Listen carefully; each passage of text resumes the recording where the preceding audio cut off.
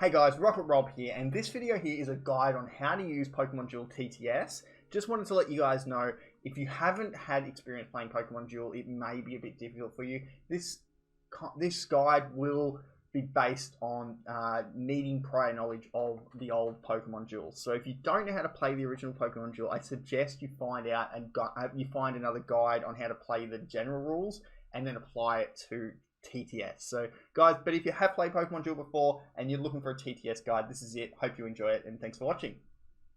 Hey guys, Rocket Rob Gaming here, and this video I'm going to be showing you how to play Pokemon Duel TTS. In our last video I showed you how to install it, so if you have yet to get the game installed, go check out my last video where I break things down. It's like a 6-minute video, shows you how to get everything working and get to this point where you can see the game here.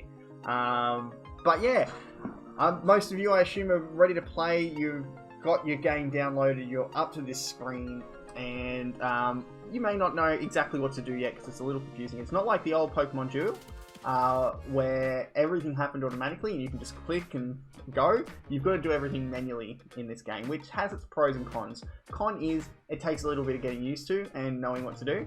The definite massive pro is that we can basically make our own rules in this and change things as we want. Like if we want to play under gym rules, or if we want to play that all these certain figures have an extra MP, or anything that you want, you can kind of just change it as you go and edit it. But I want to quickly show you how to use TTS. So firstly, you're going to get into a screen like this, and the most important thing is using your camera control. So the first thing you want to do is use your WASD to pull back so you can see your own bench back here. Now if you right click on the mouse, you'll be able to pivot around the area where you click. So you can have a look, you can go, change the camera angle to whatever you want.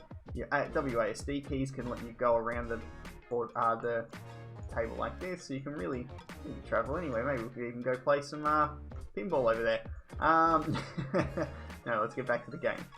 Okay, so that's probably the most important thing that you need to know first, is how to move the camera. The next is interacting with all the objects, various objects. So, I mean, if you click on something, you'll be able to pick it up. That's it's pretty obvious. That's pretty much one of the things you need to know. At first, by the way, your cards are going to be set upside down. If you hover over them and you click the F button, it will flip them over. So you can, you want to make sure you can see these are your cards with your information of all of your Pokemon.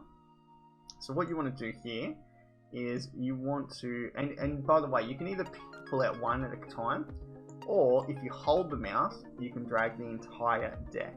So just a single click and pull will take one, holding will take the whole thing. So I think that's the main controls, but there are a few others as well, like for rolling the dice. If you click R, it'll automatically roll the dice for you. Just hover over it and click the R button. There's a lot more controls if you just hit your question mark, or you can go into menu and then controls, and this will tell you all the controls that you need. And a really important one is this Alt button as well, so you can like zoom in. You can read all the information on the different Pokemon, on the different, you can, it basically just magnifies everything for you, so you can read it, and including this as well. So we'll come to that later, but cool. So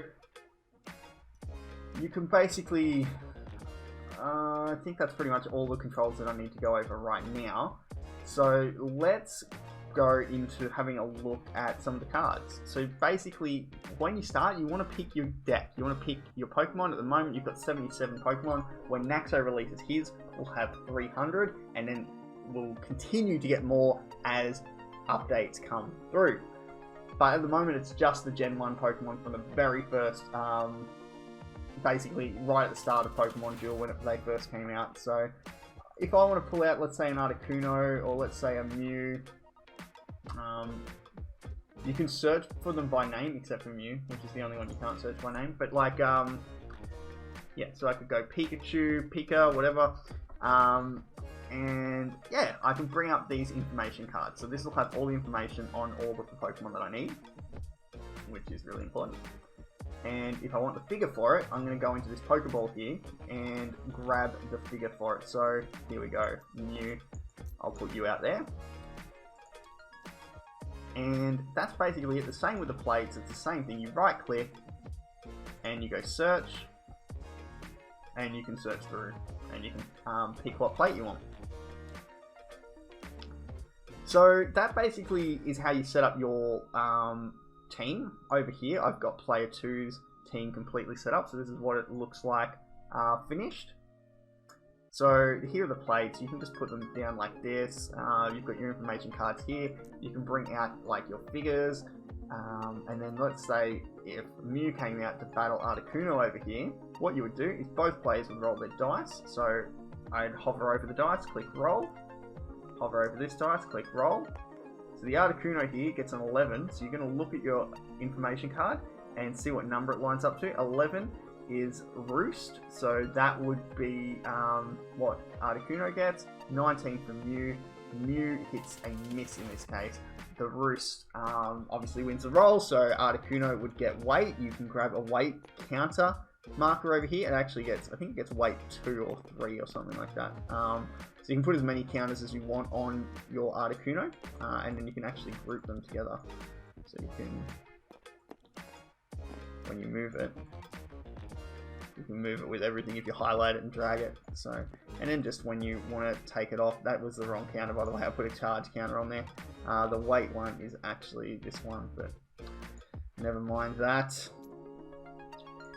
Okay, so that's basically how it works. And then let's say if someone got knocked out, you can just move them over to the PC. You do everything manually. Like I said, it can be a pain in some areas, but it does allow you to be a lot more open with the things that you do. We basically, there's no limits. You can be inventive, you can be creative. And the other thing is you're not going to get bugs because you're doing everything manually.